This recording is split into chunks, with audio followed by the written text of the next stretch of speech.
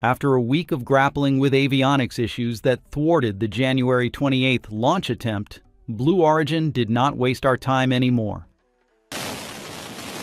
In the top.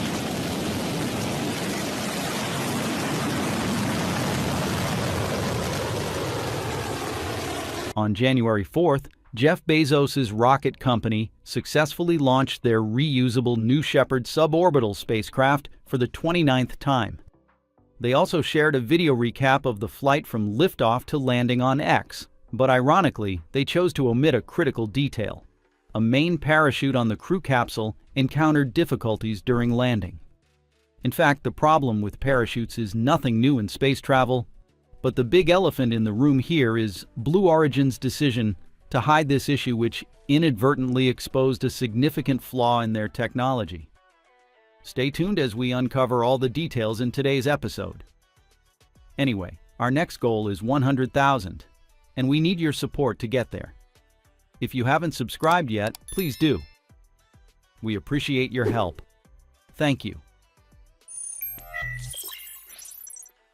The February 4th launch kicked off Blue Origin's uncrewed NS-29 mission, aimed to mimic lunar gravity conditions for 2 minutes by spinning New Shepard's capsule at a rate of 11 revolutions per minute, which the capsule achieved by firing its reaction control thrusters.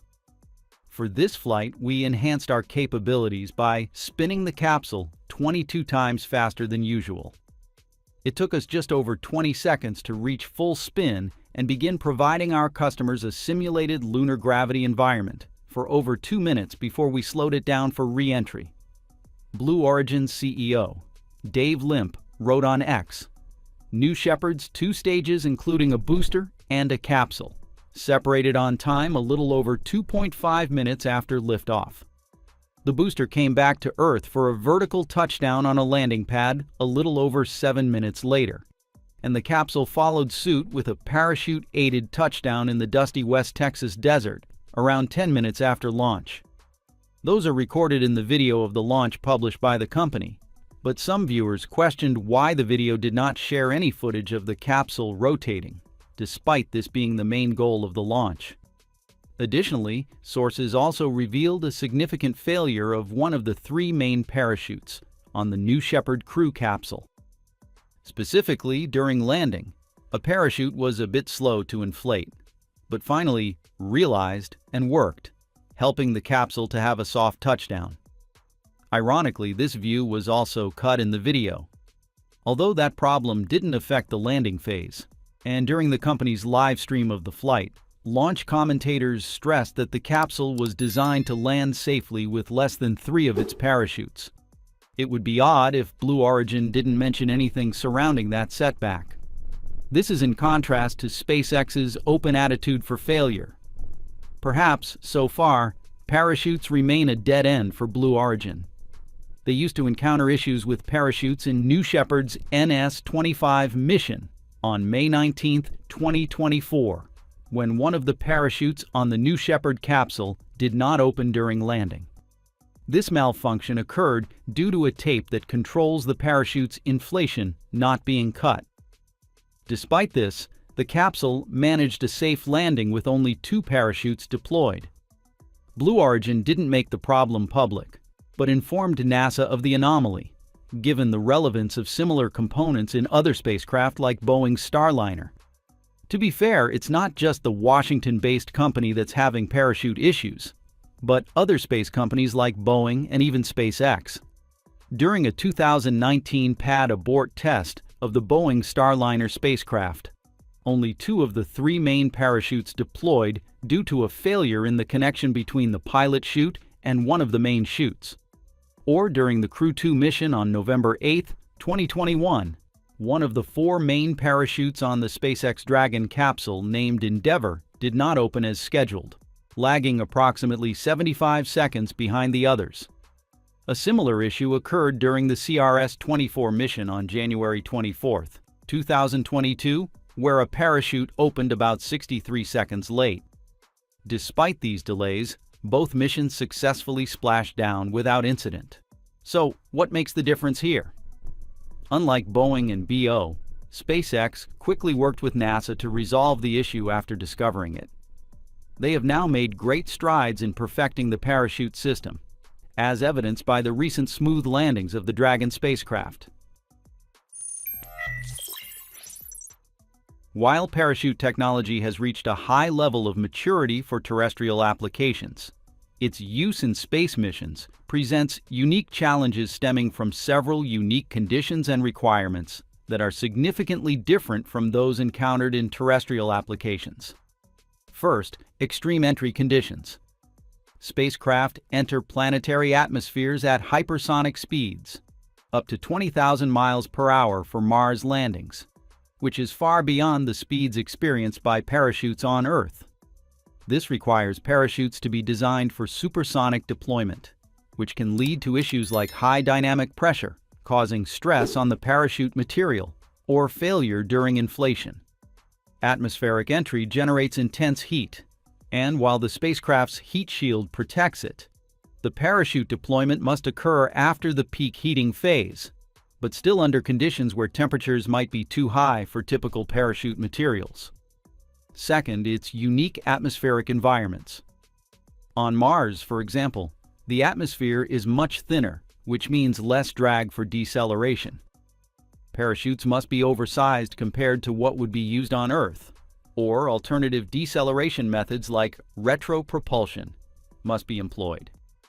Different planets have different gases, pressures, and temperature profiles, which affect parachute performance.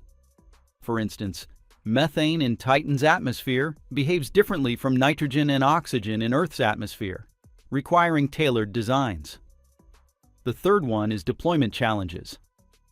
Parachutes must be packed into very confined spaces for launch, but need to deploy reliably after potentially years in space. The shock from sudden deceleration from space vacuum to atmosphere can cause deployment issues like tangling or tearing. Parachutes often need to open while the spacecraft is still traveling at supersonic speeds, which can lead to shock waves interacting with the parachute, potentially damaging it or causing it to open unevenly. Fourth is variability in landing conditions. Even on Mars, unpredictable winds or atmospheric disturbances can affect parachute stability and the spacecraft's trajectory, making precise landings challenging.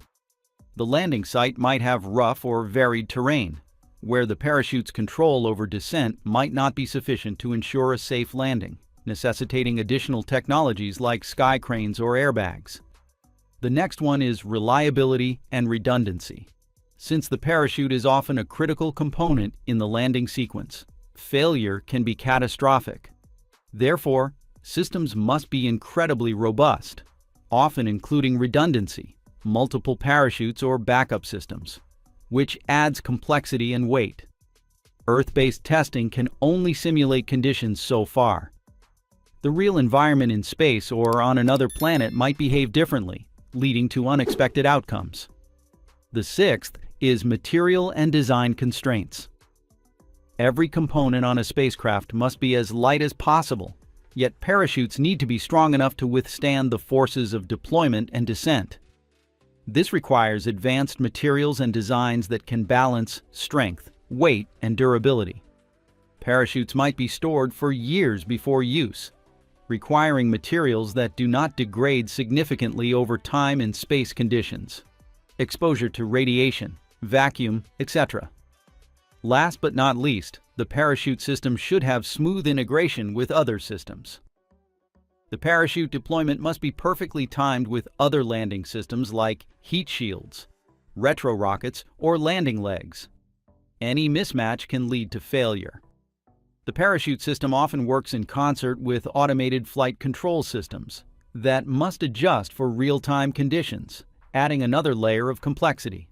Hopefully, Blue Origin will find the best solution to handle the issues regarding the parachute, or they can move on to propulsive landing.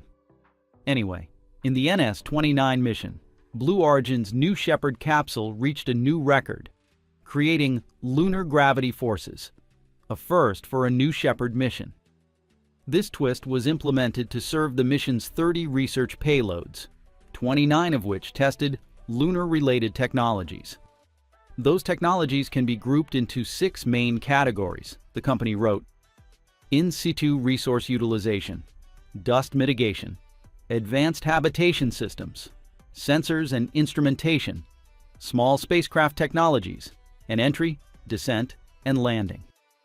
More than half of NS-29's payloads were supported by NASA's Flight Opportunities Program, according to Blue Origin. Data about the lunar environment is important to the space agency, which is working to establish a permanent human presence on and around the Moon via its Artemis program. One of the NASA experiments that went up in this flight, known as the Electrostatic Dust Lofting Project, investigated how moon dust gets electrically charged and lifted up when exposed to ultraviolet light. Insights from this study will help future lunar missions address dust problems. Another one, called the Lunar G Combustion Investigation, studied how materials catch fire in the Moon's gravity compared to Earth's. The findings will help NASA and its partners create safer living and working habitats for people on the Moon. 4 of the payloads are from Honeybee Robotics, a division within Blue Origin's in-space systems business. Honeybee's experiments will test technologies focused on penetrating, excavating, and processing lunar regolith. Blue Origin added on the mission description: this mission will fly our dedicated payloads capsule, paired with our recently debuted booster, demonstrating the compatibility between the boosters and capsules in our fleet, and increasing launch availability for our customers. We now have 3 capsules and 2 boosters in service to better address sales demand for payloads and astronauts. The mission will also carry thousands of postcards on behalf of Club for the Future, Blue Origin's STEAM-focused nonprofit, whose mission is to inspire and mobilize future generations to pursue careers in science, technology, engineering, arts, and math. The organization has engaged more than 44 million people globally since its founding in 2019. Additionally, there is Fluidic Operations in Reduced Gravity Experiment, FORGE, NASA Jet Propulsion Laboratory. FORGE will test how to manage liquids and gases in space. This technology is critical for instruments that may monitor water quality for astronauts or search for evidence of life on ocean worlds in our solar system. Another one, called Film Evaporation, MMS, Tunable Array Micropropulsion System, Purdue University. FEMTA is a water-based micropropulsion system in development by researchers at Purdue. This small thruster helps precisely control the direction and positioning of small satellites. The experiments are measuring how well FEMTA and its passive propellant delivery system work in the low-gravity environment of space. The experiment was flown on the New Shepard booster. New Shepard is named after Alan Shepard, who was the first American to travel into space. Similarly, Blue Origin's New Glenn orbital rocket, which had its inaugural launch in January, honors John Glenn, the first American to orbit Earth. The New Shepard vehicle had its first uncrewed flight in April 2015, with its initial crewed launch taking place on July 20th, 2021, coinciding with the 52nd anniversary of the Apollo 11 moon landing. This historic NS-16 flight included Jeff Bezos, his brother Mark, aviation pioneer Wally Funk, and Dutch student Oliver Damon. Out of New Shepard's 29 flights so far, 9 have been crewed missions. The latest space tourism flight occurred on November 22nd, featuring the space gal, Emily Calandrelli, along with 5 other passengers. Entering 2025, Blue Origin, the aerospace company founded by Jeff Bezos, is intensifying its efforts to compete with SpaceX, led by Elon Musk. This determination was evident in 2 significant events in January 2025. The successful maiden launch of the New Glenn rocket on January 16th, and the subsequent attempt to launch the New Shepard moon gravity mission, designated NS-29, on January 28th. However, both launches experienced significant delays, affecting the following schedules and disappointing the space community. Prior to the date when New Glenn successfully reached orbit, its initial launch attempt on January 13th was scrubbed due to a vehicle subsystem issue. The problem caused the company to repeatedly delay the countdown in around 20-minute increments over the course of the 3-hour launch window. This makes viewers feel annoyed because their time is wasted. Given that, I thought they had learned something to better prepare for the second launch in 2025, which is the New Shepard NS-29 mission. But unexpectedly, New Shepard followed. New Glenn, when its 29th launch on the 28th was also delayed due to problems with the booster and weather. Specifically, Blue Origin was initially targeting January 28th for its first New Shepard mission of the year. But during the launch, Blue Origin flight controllers detected an avionics issue on the New Shepard booster, prompting the team to stand down for the day. Blue Origin commentators added that even without the technical glitch, a persistent thick cloud layer was preventing the launch. However, technical problems remain the focus of attention. We are scrubbing today's launch. In addition to thick clouds we've been tracking all morning, we also encountered an issue related to the booster's avionics. New launch target forthcoming, Blue Origin announced via X.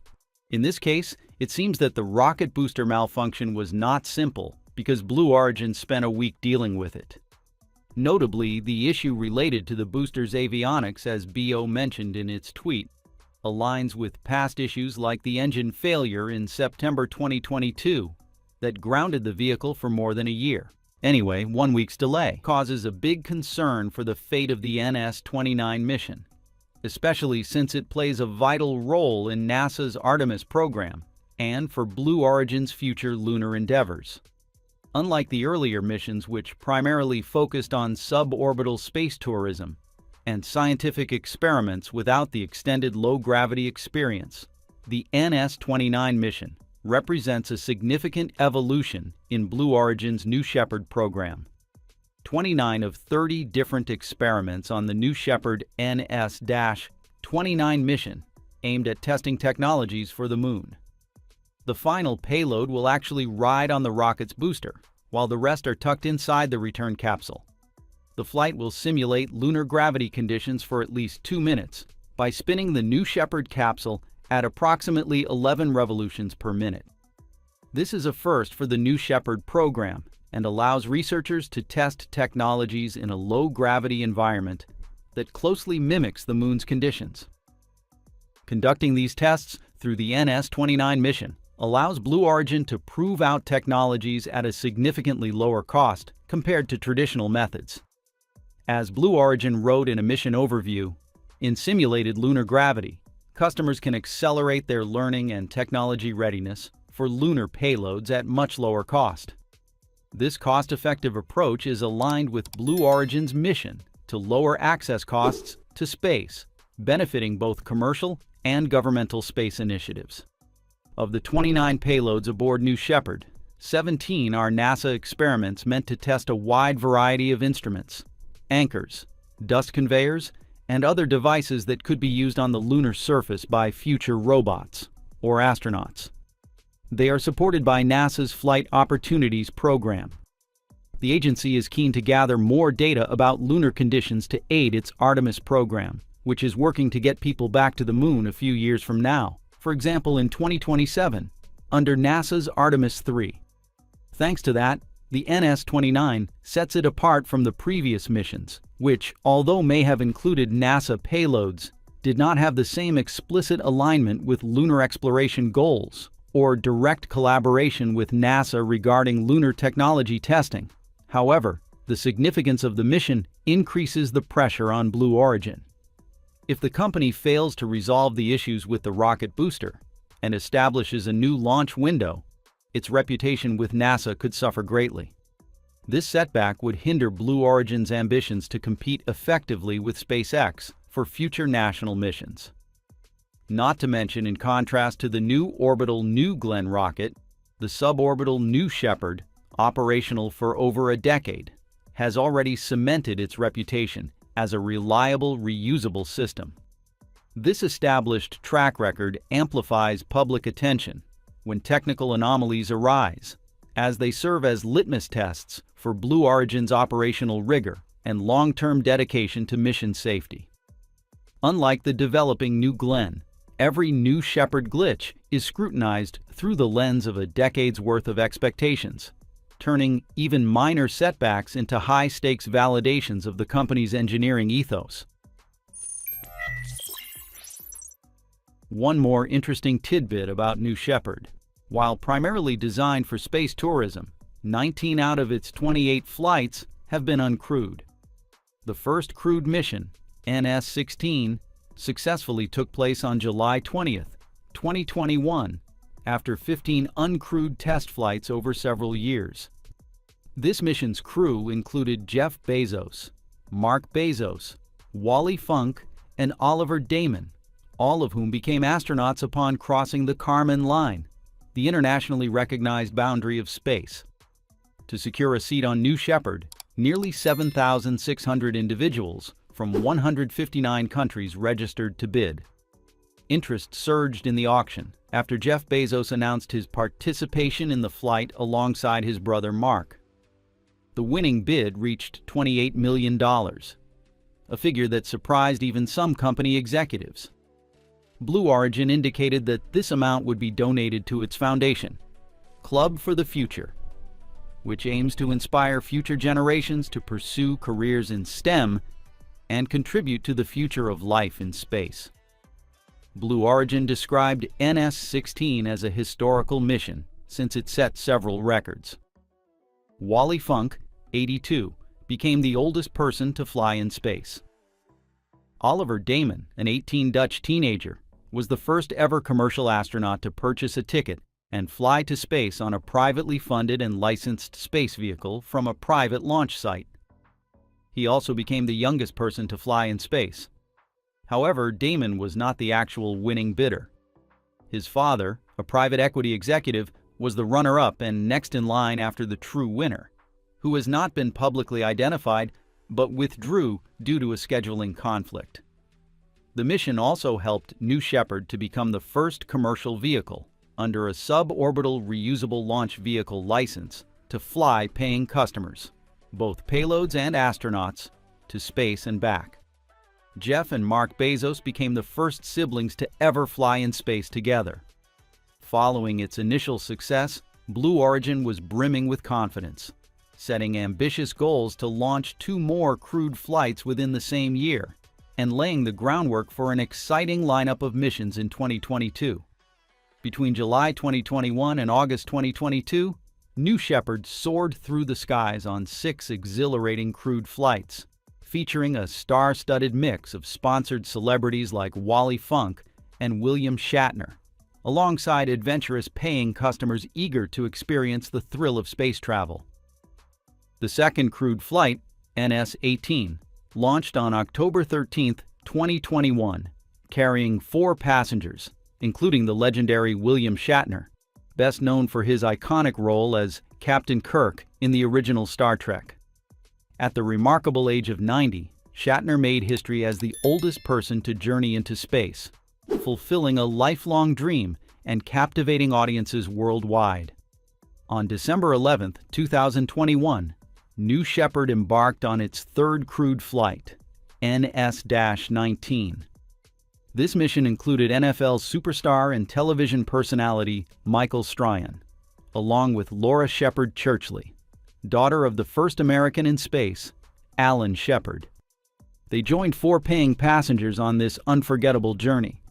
The 4th crewed flight, NS-20, took off successfully on March 31, 2022, marking a milestone as it featured no celebrity passengers, just a Blue Origin employee, Gary Lai, and 5 adventurous paying customers ready to embrace the wonders of space. On June 4, 2022, New Shepard completed its 5th crewed flight, NS-21. Among its passengers was educational YouTuber Katya Echazarreta, whose flight had been partly sponsored by Blue Origin and partly by other sources, and 5 other paying passengers. It could be that it has been mistakenly claimed that Echazarreta's flight was sponsored by Blue Origin, and instead it was fully sponsored by Space for Humanity, a nonprofit organization. Also on board was Blue Origin's first repeat customer for new Shepard launches, Evan Dick. The excitement continued with the 6th crewed flight, NS-22, which took place on August 4, 2022. Among the crew was Kobe Cotton, co-founder of the wildly popular YouTube channel Dude Perfect. His seat was funded by MoonDAO, an organization focused on decentralizing access to space through cryptocurrency. They purchased 2 seats from Blue Origin for approximately $2.5 million, marking one of the first public figures available for the cost of a ride to suborbital space. The 7th crewed flight, NS-25, successfully launched on May 19, 2024, 2 years after an uncrewed mission faced an in-flight abort. On board were 6 passengers, including Ed Dwight, the first African-American astronaut candidate who was controversially not selected to join NASA in 1961. Eventually, on NS-25, he became the oldest man to reach space. Following that, the 8th crewed flight, NS-26, took place on August 29, 2024. It included NASA-funded scientist Rob Furl, who conducted groundbreaking scientific experiments during his journey, making him the first NASA-funded researcher aboard New Shepard or any commercial suborbital vehicle in the 21st century. Those crewed flights generated significant revenue for Jeff Bezos' company, amounting to more than $100 million as of June 2022. 16th January 2025, Blue Origin's New Glenn completes its maiden flight. Unlike the ship, New Glenn's booster met a tragic end. During re-entry burn, at an altitude of about 25 kilometers above sea level, the GS-1 booster suddenly lost signal. Later, Blue Origin confirmed that the GS-1 first stage booster was lost during descent. This incident, although unexpected, was not without prior warning. This mission wasn't the first attempt. It was initially scheduled for launch on January 13th, but faced multiple delays before being ultimately canceled. The postponement was caused by ice formation in a purge line connected to an auxiliary power unit, which powers several hydraulic systems. While this doesn't appear to be the main issue that caused the subsequent crash, it does signal that there was a problem in the system. So, what is the main cause? From the moment of takeoff, Booster CS-1 performed its mission quite well until the re-entry burn process, when the problem appeared. To understand what happened, we need to find out what affected this process. Luckily, right before the signal is lost, we get to see a short footage of the booster in action. Looking at the flame produced by the BE-4 engines, it seems quite strange. Its color is slightly different from when the rocket took off, almost paler. One possible explanation for this is a change in the fuel ratio. A fuel-rich mixture tends to burn with a more yellow flame, similar to what we observed. This suggests there may be a leak in the oxygen tank or oxygen line, or some other issue that has disrupted the fuel ratio, causing the engine to operate differently than expected. Additionally, the combustion process also appeared to be about 15 seconds shorter than expected, adding to the fuel shortage hypothesis. The disruption may have happened during booster's flip. If it's anything like the animation the company previously teased, New Glenn goes through a pretty intense flipping maneuver. The liquid oxygen tank on New Glenn is in the bottom like the Super Heavy. However, unlike the Falcon 9's Super Heavy or booster, it uses aft strakes instead of gird fins for re-entry aerodynamics. Grid fins perform very well at subsonic and supersonic speeds. The flow causes a normal shock wave to form within the lattice, causing much of the airflow to pass completely around the fin instead of through it and generating significant wave drag. For this reason, it is well suited for vehicles like the Starship and Falcon 9. On the other hand, aft strakes will enable New Glenn to glide, providing more time to slow down whilst it's coming back. It will also create for the ship a different flight profile. Anyway, this dramatic flip could have caused damage to the internal system's components, leading to fuel loss or even a misalignment, potentially preventing the proper supply of one fuel type. likely liquid oxygen, while an excess of methane could have reduced the efficiency of the turbines. If as planned, booster GS-1 will touch down gently on landing platform vessel 1, also known as Jacqueline, located about 629 kilometers out in the ocean. Fortunately, in this incident, the booster landed at a different destination. When the signal was lost, the ship was recorded as falling at a speed of 6,896 kilometers per hour. That would have been a disaster for both the booster and the landing platform. To be fair, Falcon 9 has exploded on its drone ship many times before, but with the size and speed of New Glenn, it will be a completely different experience. The FAA has now asked New Glenn to conduct a mishap investigation for this incident. They said, "The FAA is aware an anomaly occurred during the Blue Origin NG-1 mission that launched from Cape Canaveral Space Force Station in Florida on January 16. The FAA is requiring Blue Origin to perform a mishap investigation." Of course, these are hypotheses based on what can be observed. Blue Origin has not made any official announcement on this issue. If you have any new findings about this flight, please share them in the comments below. Even so, the undeniable fact is that Blue Origin has achieved spectacular success this time. No one really expected a completely new vehicle to perform perfectly on its first flight. Not even Blue Origin thought so. During an interview before the start of fueling Sunday night, Jeff Bezos said, "We're ready. We don't know for sure what's going to happen. I think trying to land the booster on the first mission is a little crazy of us, and it may not work. It'll certainly be icing on the cake." After the flight, Blue CEO Dave Limp expressed a similar view. "We knew landing our booster, so you're telling me there's a chance on the first try was an ambitious goal. We'll learn a lot from today and try again at our next launch this spring. Thank you to all of Team Blue for this incredible milestone." The important thing is that their vehicle took off successfully. Following 2 successful burns of the BE-3U engines, we were informed that the second stage was in its final orbit. Dave Limp, CEO of Blue Origin, expressed his excitement. "I'm incredibly proud New Glenn achieved orbit on its first attempt. Reaching orbit on its first flight is not something to take lightly. Many people, including Elon Musk, congratulated Blue Origin on this achievement." Musk shared his congratulations to Jeff Bezos on X.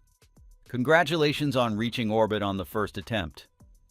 "Thank you," Bezos answered. Not only was this flight the New Glenn's first test flight, but it was also the vehicle's first cargo mission. The payload it carried was delivered to the planned location with high precision. Dave Limp shared on his X account, "Our Blue Ring Pathfinder hit all our mission objectives within the planned 6-hour journey after being inserted into the desired orbit by New Glenn, with an apogee of 19,300 kilometers and a perigee of 2,400 kilometers at a 30-degree inclination. GS-2 and the BE-3U engines nailed insertion with a less than 1% deviation from our exact orbital injection target. This success will help put New Glenn on the market as a reliable heavy-lift rocket that can complete its mission, adding more options in an area currently dominated by SpaceX with its Falcon 9 and Falcon Heavy. And in the future, New Glenn could actually put an end to this dominance.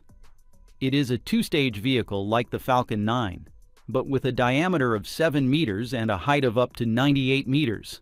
This vehicle can stand side by side with the Falcon Heavy. Its massive payload bay in particular makes the New Glenn superior to the Falcon 9 in terms of the variety of cargo it can carry. Right now, SpaceX's Falcon rockets still have one advantage over New Glenn: their proven ability to be reused. This capability provides a significant advantage, particularly for commercial air service, by offering a cost benefit. This is also the main reason why SpaceX has been the favored one over the years.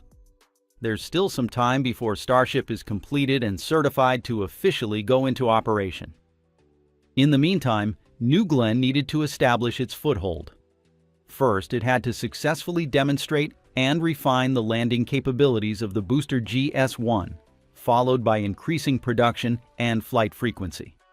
New Glenn's Senior Vice President, Jarrett Jones, said after the NG-1 mission, "We're focused on ramping our launch cadence and manufacturing rates.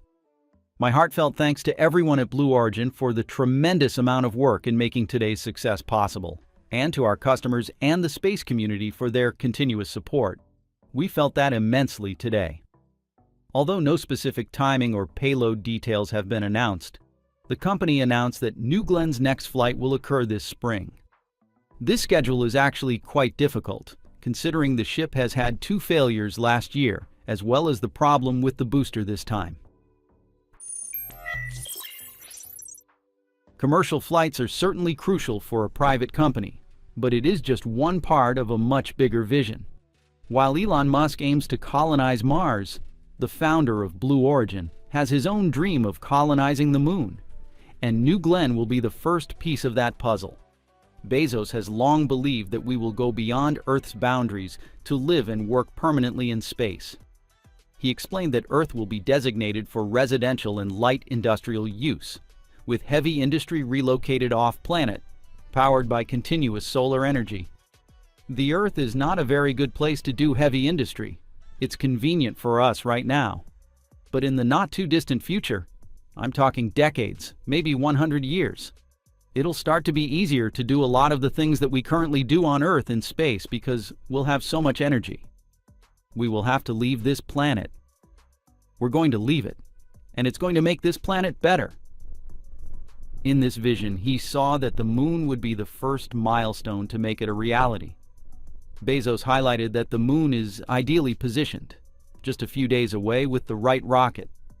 Scientists have discovered water ice deposits near the poles, which could be turned into drinkable water, breathable air, and fuel for refuelable rockets. To do big things in space, we need to use in-space resources. So the moon is great, Bezos said. To enable a return to the moon, Blue Origin has developed Blue Moon. Under development by a consortium led by Blue Origin, and including Lockheed Martin, Draper, Boeing, Astrobotic, and Honeybee Robotics, Blue Moon is a family of lunar landers and their associated infrastructure, intended to carry humans and cargo to the moon. 2 versions of the Blue Moon lander are currently in development. A robotic version, initially scheduled to land on the moon in 2024 but delayed to 2025, and a larger crewed version, designed to transport 4 astronauts to the lunar surface as part of NASA's Artemis V mission in 2030. The smaller version was designed to deliver up to 3.0 tons, 3.3 short tons, of payload to the moon's surface.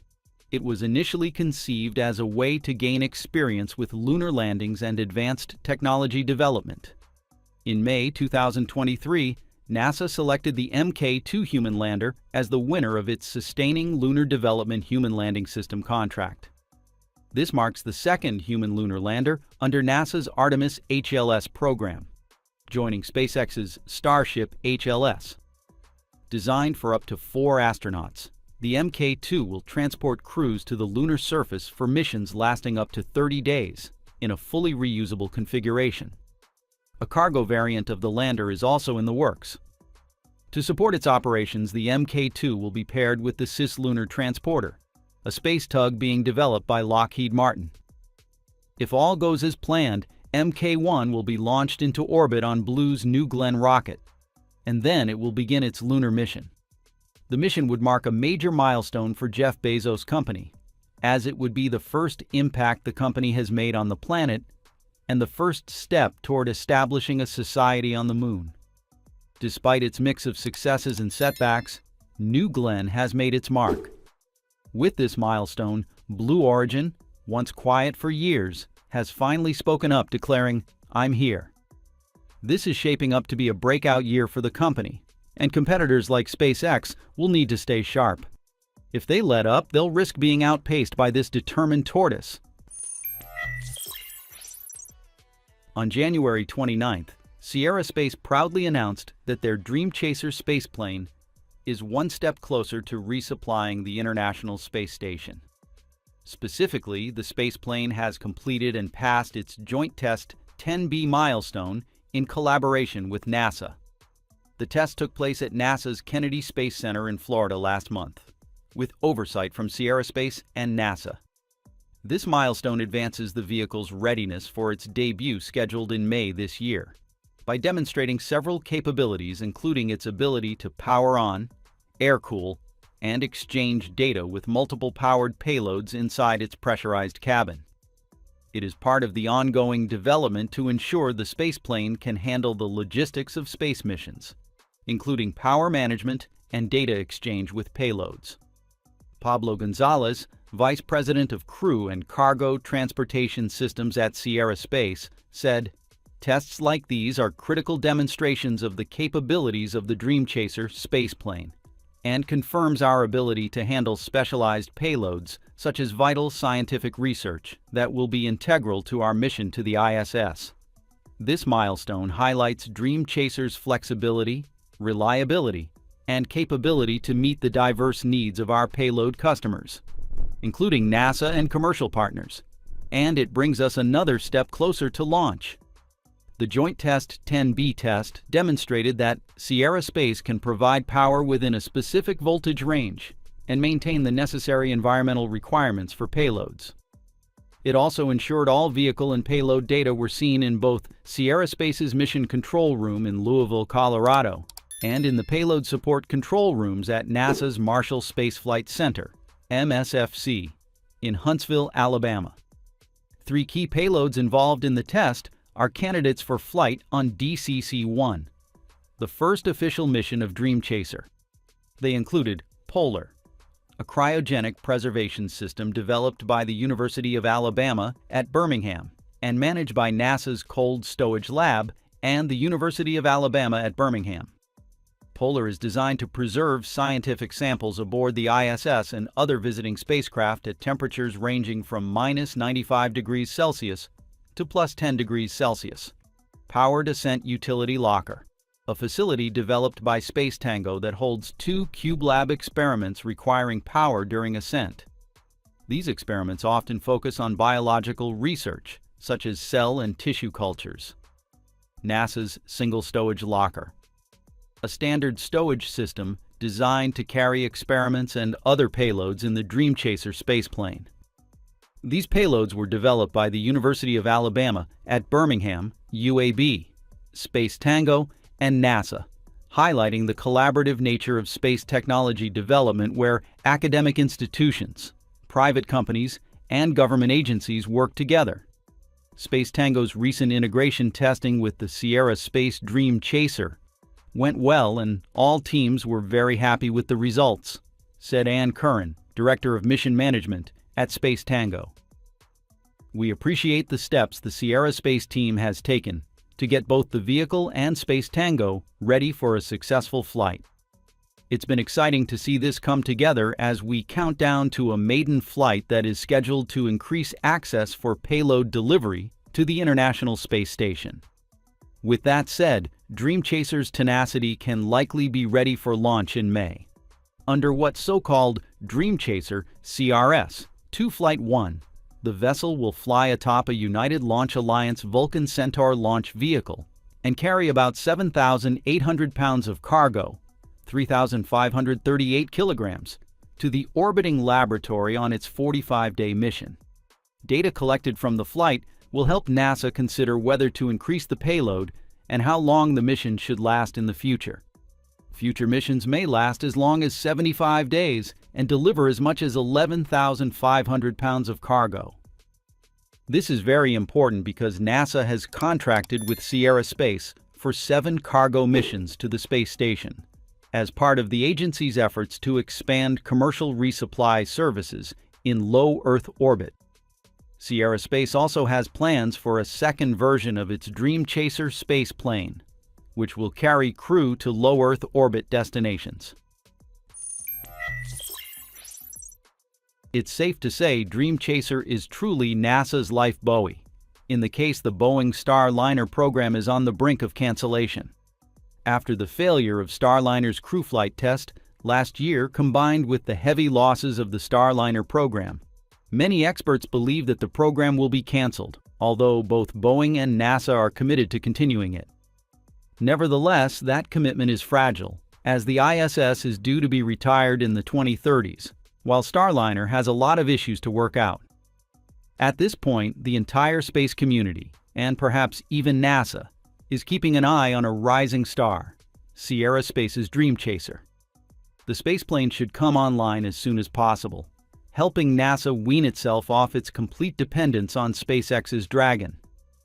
Sierra Space's Dream Chaser presents several compelling advantages over Boeing's Starliner, making it a strong alternative for missions to the International Space Station and beyond.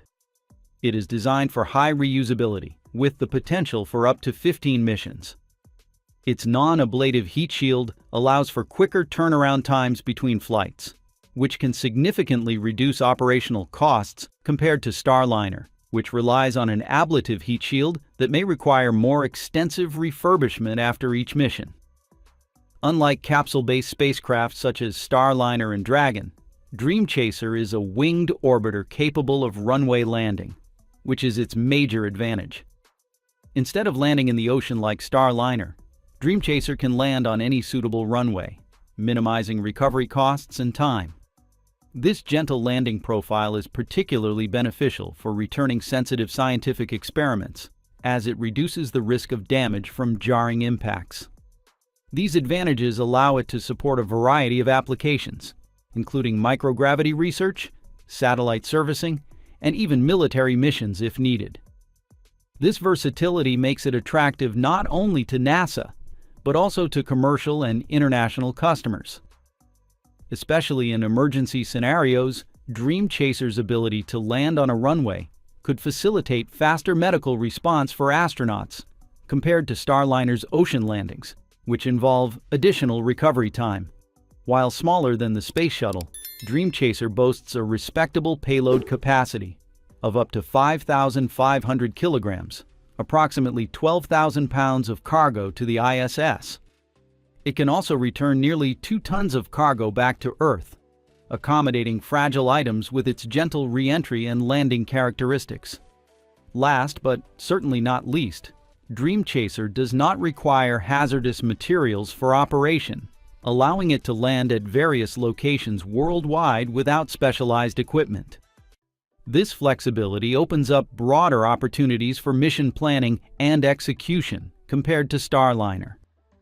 By choosing the shuttle design from the beginning combined with the relentless efforts to perfect the first spacecraft, Sierra Space shows more determination than ever to achieve the goal they failed to achieve 10 years ago. Initially, Sierra Nevada Corporation, SNC, the parent company of Sierra Space, Boeing, and SpaceX, were all being funded under the current phase of NASA's Commercial Crew Program, Commercial Crew Integrated Capability, CCICAP.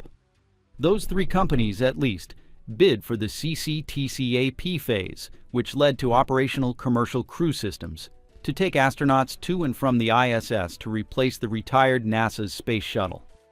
However, NASA later selected Boeing and SpaceX for CCTCAP on September 16, 2014. Of course, Sierra Nevada wasn't happy with that selection process, so it filed protests against NASA's decisions at that time with the U.S. Government Accountability Office, aka GAO, arguing inconsistencies in the selection process and seeking to reinstate a stop work order on the contracts awarded to its competitors. In response, GAO rejected the company's protest filed. Ralph O. White, Managing Associate General Counsel for Procurement Law at GAO, said GAO disagreed with Sierra Nevada's arguments about NASA's evaluation and found no undue emphasis on NASA's consideration of each offeror's proposed schedule and likelihood to achieve crew transportation system certification not later than 2017. He added that the GAO found that NASA's request for proposals for CCTCAP made clear the 2017 goal of certification.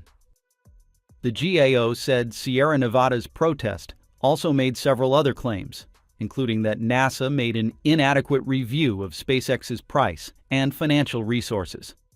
a flawed and disparate evaluation of each proposal's mission suitability factor, a major element of the selection process, and an improper review of the past performance element of the proposals.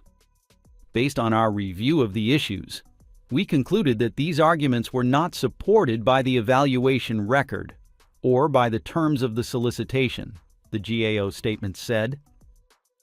Back to the present, Sierra Space is steadily demonstrating its expanding expertise in the realm of space exploration. Currently, they become one of the 9 companies awarded a NASA contract to support life and work on the lunar surface as part of the Artemis campaign. These contracts, valued at $24 million, aim to develop critical capabilities for long-term lunar exploration. Their team will focus on logistical carriers, logistics transfer, staging, storage, tracking, trash management, and integrated strategies. NASA's project is called Next Step 2R, Lunar Logistics and Mobility Studies, to seek industry-led concept definition and maturation studies that address lunar surface logistics and uncrewed surface mobility capabilities. NASA's Moon to Mars architecture defines the elements needed for long-term, human-led scientific discovery in deep space.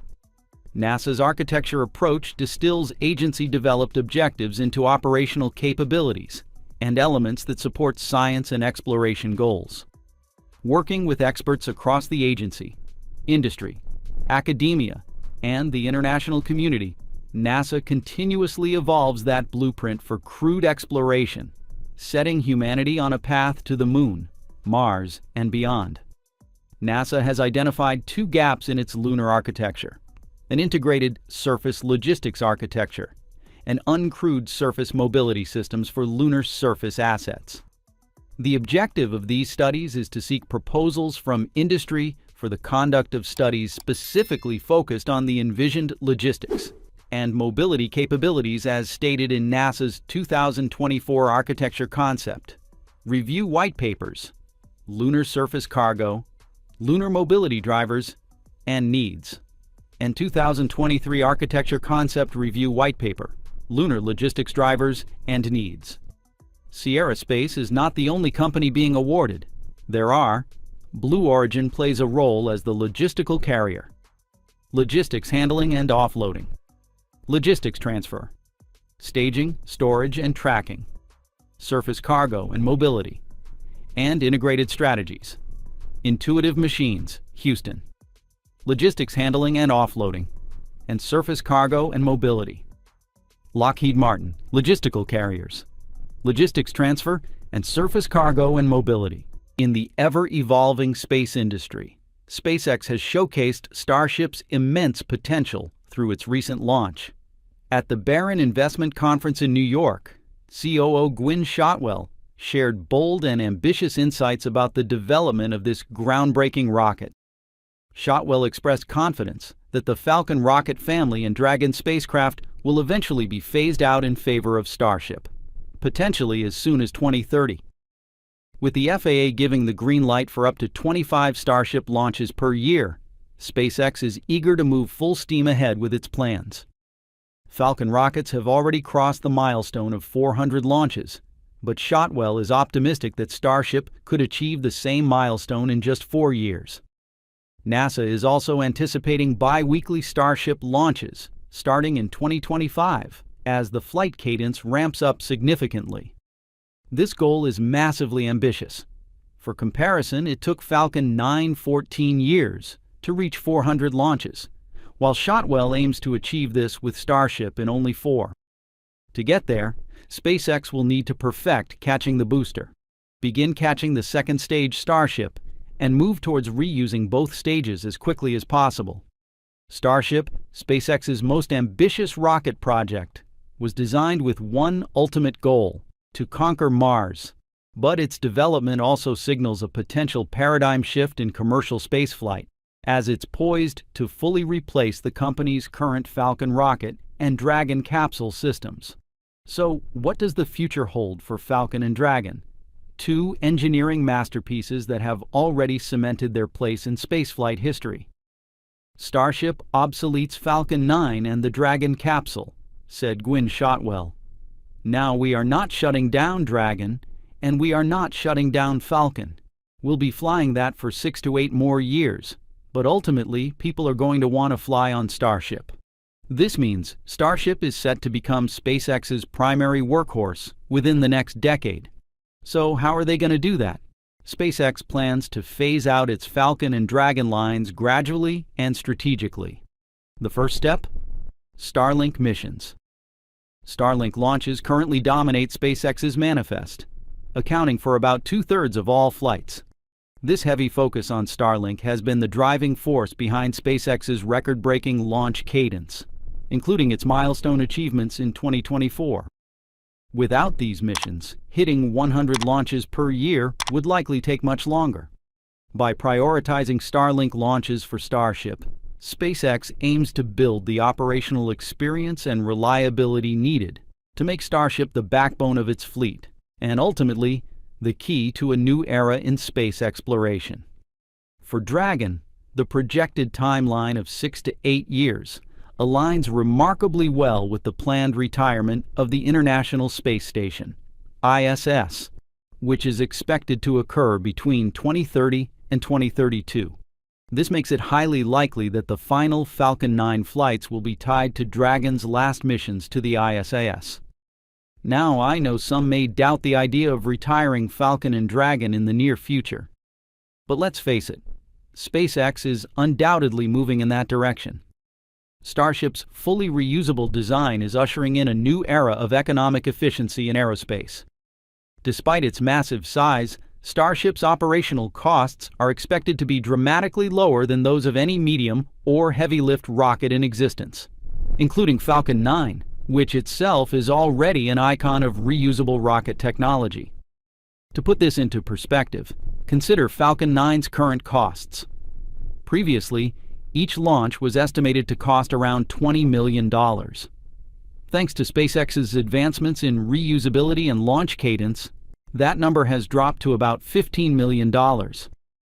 According to Gwynne Shotwell, of that $15 million, roughly $10 million is spent on building the rocket's expendable second stage, with an additional $1 million allocated for offshore recovery operations.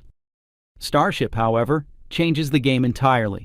With its fully reusable design, SpaceX eliminates the need to build a new stage after every launch. This advantage will drive launch costs down to unprecedented levels. Another key difference lies in opportunity costs and downtime. With Falcon 9, after just 8 minutes of flight, the rocket requires nearly a week to fully recover all reusable components, especially for missions involving offshore landings. With Starship, just 8 minutes after launch, the Super Heavy booster can return directly to the launch tower. Even if SpaceX spends an entire day conducting thorough inspections, they've slashed downtime by a remarkable 90% compared to Falcon 9. Eliminating the need for offshore support equipment also brings significant economic advantages. Traditional launch missions require a complex and costly logistics system, including support ships, lifting equipment, and specialized personnel. By streamlining operations, SpaceX not only reduces costs, but also simplifies mission turnaround times dramatically. With Starship, the only consumable for each launch might just be the fuel. This could make it significantly cheaper than Falcon 9. Gwynne Shotwell, SpaceX's president, firmly believes that once Starship achieves a similar launch frequency and reliability as Falcon 9, it will become the preferred choice for customers. SpaceX's deployment strategy is both clear and visionary. Start with cargo missions to build trust and demonstrate safety, then gradually move toward securing approval for human flights. With its advanced capabilities, Starship has the potential to replace all current launch systems, including NASA's SLS. As a fully reusable rocket, Starship is expected to be cheaper and have a higher payload capacity than both Falcon 9 and Falcon Heavy. By not throwing any part of the rocket after launch, Starship's cost per launch will go down significantly, SpaceX aims to achieve a cost per launch that could be as low as $10 million once operational efficiency is maximized. Compared to the $70 million per Falcon 9's launch, this price point will be much more attractive to any customer.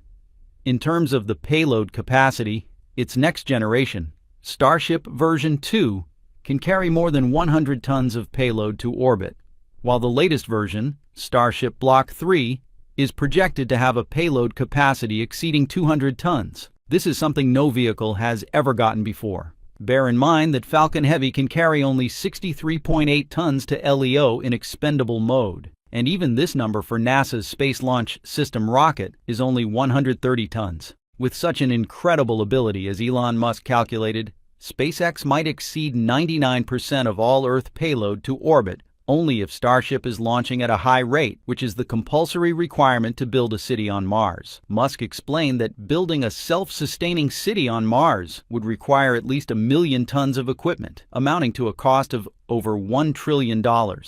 Musk highlighted the impracticality of this figure, pointing out that it far exceeds the current U.S. GDP of $29 trillion. However, Musk expressed confidence that advancements in rocket technology could bring this cost down by 1,000 times, potentially making the total cost for colonization around $1 trillion. He added that if this could be spread over 40 years, it would translate to less than $25 billion annually, a more feasible number that wouldn't materially affect people's standard of living on Earth. He specifically pointed to SpaceX's Starship, which is designed to achieve the 1,000 times improvement needed to reduce costs. It explains why, although both Falcon and Starship are heavy launch vehicles, Starship is a more complex transport system that includes a reusable booster and a reusable multi-purpose spacecraft. Starship can transport astronauts and cargo not only to low Earth orbit, but also to the Moon, Mars, and back, while Falcon 9 is designed to deliver satellites, manned and cargo ships into orbit, and place payloads on a translunar trajectory. Starship is more suitable for SpaceX's long-term plan to the Mars. And don't forget that Starship can serve the suborbital missions either. This innovative vehicle has the potential to enable rapid point-to-point travel across the globe, dramatically reducing travel times for passengers and cargo alike. The concept of Earth-to-Earth Starship flights involves launching the spacecraft to suborbital altitudes before descending to its destination. While still in development, this technology could have far-reaching implications for business, tourism, and even military operations, not just for civilian missions. The military has also eyeing Starship. As early as 2020, U.S. Transportation Command, USTRANSCOM, was discussing using the giant reusable rocket for transporting cargo or even personnel rapidly around the world.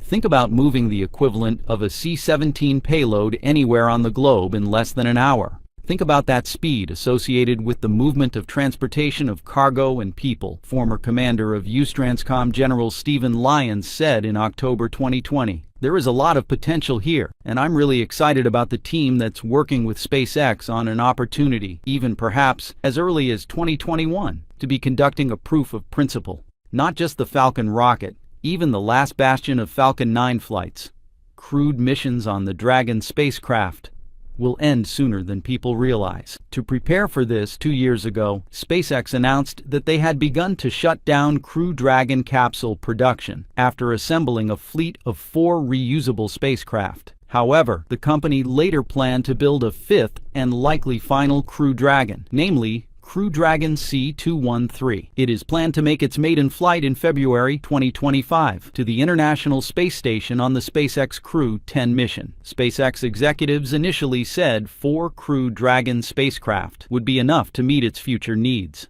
Nevertheless, when the firm's manifest thrived, including NASA's decision to add 8 ISS missions to SpaceX's existing commercial crew contract, as well as an exciting commercial human spaceflight manifest. The decision for a 5th Crew Dragon was given to further growth of that manifest. SpaceX's Dragon spacecraft is primarily used for transport missions to the ISS. So when the ISS is retired around 2030, one wonders if Dragon will end at that time. So far, the answer is unclear. But what is certain right now is that the Starship launch system will also come online at that time, so it's mostly likely that Dragon will be canceled. However, Transitioning between launch systems is never a quick or straightforward process.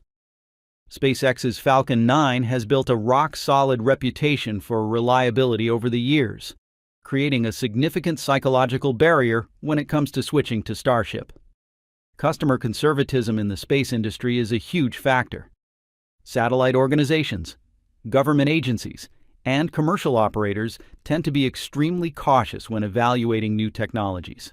Every launch represents a massive investment, and the risks are scrutinized to the highest degree. While Starship is undeniably revolutionary, it will need to undergo a long process to prove its safety and reliability. Falcon 9 has built an impressive safety record with hundreds of successful launches. Meanwhile, Starship is revolutionary.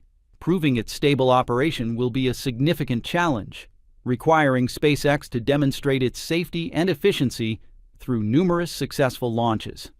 Even when Starship begins regular operations, Falcon 9 will continue to be favored for its stability and predictability. So, 8 years sounds promising, doesn't it?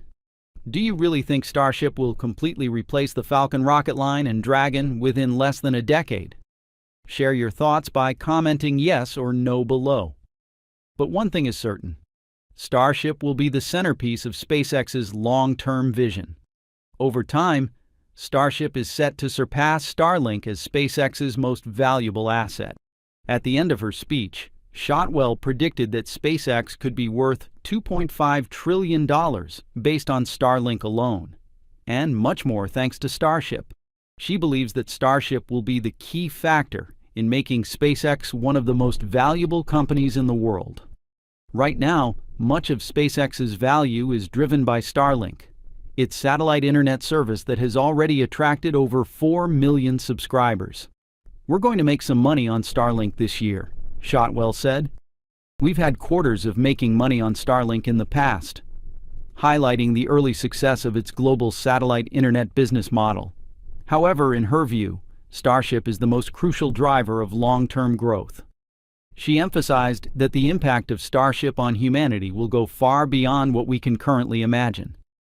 The revolutionary nature of this technology isn't just about efficient transportation. It's about unlocking entirely new horizons for commercial and scientific space exploration. Meanwhile, Ron Barron, founder of Barron Capital, offered an even more optimistic outlook. He projects that SpaceX's valuation will triple within 5 years and quintuple by the 2030s. Based on its current estimated valuation of at least $210 billion, this means SpaceX could reach a staggering $3.1 trillion valuation by 2040. On behalf of Firefly, we want to thank SpaceX for a spot-on deployment in our target orbit. Once again, SpaceX has delivered outstanding results. Thanks to their efforts, we're finally making our mark on the moon once more after a year-long hiatus. On January 31st, Firefly's Ghost Rider captured a breathtaking view of Earth, eclipsing the moon as the lander continued its orbit. The scene was not only stunning, but also featured the tiniest and most adorable lunar eclipse ever. In a post on X, Firefly shared a video from Blue Ghost showcasing a faint, distant moon, visible for just a brief moment before the brilliantly bright Earth eclipses the tiny celestial speck as the lander ascends in its orbit. They wrote, "I spy with my little lander a moon in the distance." Check out Blue Ghost's amazing view of Earth eclipsing the moon as the lander travels on orbit. Our Ghost Riders can't wait to share more postcard-worthy moments as we continue on our road trip. 4 days earlier, the lander successfully captured its first images of the moon, taken from its top deck. Even more thrilling, before that we witnessed Earth eclipsing the Sun, also from Blue Ghost's top deck. Ghost Riders in the Sky marks Firefly's inaugural attempt to make a successful impact on the moon. After being separated from the SpaceX Falcon 9 rocket in a highly elliptical Earth orbit, Blue Ghost is now 1/3 of the way through its 45-day journey to the moon. On January 24th, Blue Ghost successfully performed another Earth orbit burn. This second engine burn marks the first critical maneuver to adjust Blue Ghost's apogee, the farthest point from Earth. using its Spectre RCS thrusters. With this, Blue Ghost has just over 2 weeks remaining in Earth orbit before it begins its translunar injection. Bringing to the Moon this time are 10 science and technology instruments as part of NASA's Commercial Lunar Payload Services (CLPS) initiative. Basically, NASA funded Flyfire to build Blue Ghost in exchange for the lander carrying NASA equipment to the Moon, which is pretty fair. As of now, Firefly says these devices are still in good condition. They posted on their page, "All NASA payloads remain healthy." 6 NASA payloads on board Blue Ghost, including RAD-PC, Scalpus, LPV, Lister, Lugri, and EDS, are already sending initial data back to Earth. Although not yet reaching the lunar surface, some payloads have begun to be put into operation, most notably LUGRE. Abbreviation of Lunar GNSS Receiver Experiment, LUGRE is a joint NASA-Italian Space Agency payload on the Firefly Blue Ghost Mission 1 to demonstrate GNSS-based positioning, navigation, and timing at the Moon.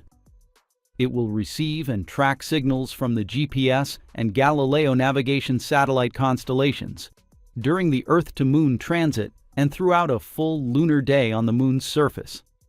This demonstration will help characterize and extend global navigation satellite system-based navigation and timing to lunar orbit and the Moon's surface, providing lunar spacecraft with accurate position, velocity, and time estimations autonomously, on board, and in real time. Leveraging decades of research into lunar distance GNSS-based navigation, LUGRE will conduct groundbreaking in-situ demonstrations of this technology.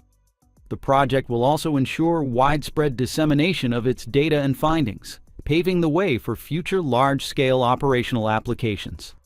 To put it simply, LUGRE has 3 main missions: receive GNSS signals at the Moon, return data and characterize the lunar GNSS signal environment, demonstrate navigation and time estimation using GNSS data collected at the Moon, and utilize collected data to support the development of GNSS receivers specific to lunar use. LUGRE science operations have already begun. On January 21st, NASA shared on its blog about LUGRE's first feat. They wrote, "Jointly developed by NASA and the Italian Space Agency, the Lunar GNSS Receiver Experiment Technology Demonstration acquired global navigation satellite system signals and calculated a navigation fix at nearly 52 Earth radii, more than 331,000 kilometers from Earth's surface. This achievement suggests that Earth-based GNSS constellations can be used for navigation at nearly 90% of the distance to the Moon, an Earth-Moon signal distance record. It also demonstrates the power of using multiple GNSS constellations together, such as GPS and Galileo, to perform navigation." Besides LUGRE, the stereo camera for Lunar Plume Surface Studies, or SCALPSUS, has just completed its first test run. Built by NASA Langley Research Center, those cameras use stereo imaging photogrammetry to capture the impact of the rocket plume on lunar regolith as Blue Ghost descends on the Moon's surface. The high-resolution stereo images will help create models to predict lunar regolith erosion, a crucial task as larger, heavier payloads are delivered to the Moon in increasingly close proximity. At the same time, the Lexi X-ray imager has also been calibrated by the Firefly team to maximize its performance levels and prepare for operations on the lunar surface. Regular testing and inspection are essential due to the harsh vacuum environment of space. We must ensure that the equipment is in optimal condition when it reaches the lunar surface, guaranteeing the best possible results when performing its tasks. The time Blue Ghost will operate on the lunar surface is 1 lunar day, or about 14 Earth days. There, several science and technology demonstrations, including lunar subsurface drilling, sample collection, X-ray imaging, and dust mitigation, will be performed. Just before lunar night, the lander will capture the lunar sunset, gathering data on how the lunar regolith responds to solar influences during dusk. With its remaining battery power, The lander will also document a phenomenon last observed during the final Apollo mission. Jason Kim, CEO of Firefly Aerospace, said, "Towards the end of Blue Ghost Mission 1, we expect to capture a phenomenon documented by Eugene Cernan on Apollo 17, where he observed a horizon glow as the lunar dust levitated on the surface. As a tribute to the last Apollo astronaut to walk on the moon, we're honored to have the opportunity to watch this incredible sight in high definition." Looking ahead, Ghost Rider in the Sky was just the beginning. The next mission, Blue Ghost Mission 2, is already in the works. Mission 2 will feature not only Blue Ghost, but also the Elytra Dark orbital vehicle and the Lunar Surface Electromagnetic Explorer Night system. They will be stacked on top of each other to form a unique configuration. At the top of the stack, NASA's Lucy Night telescope will stay attached to Blue Ghost, capturing radio emissions from the lunar surface.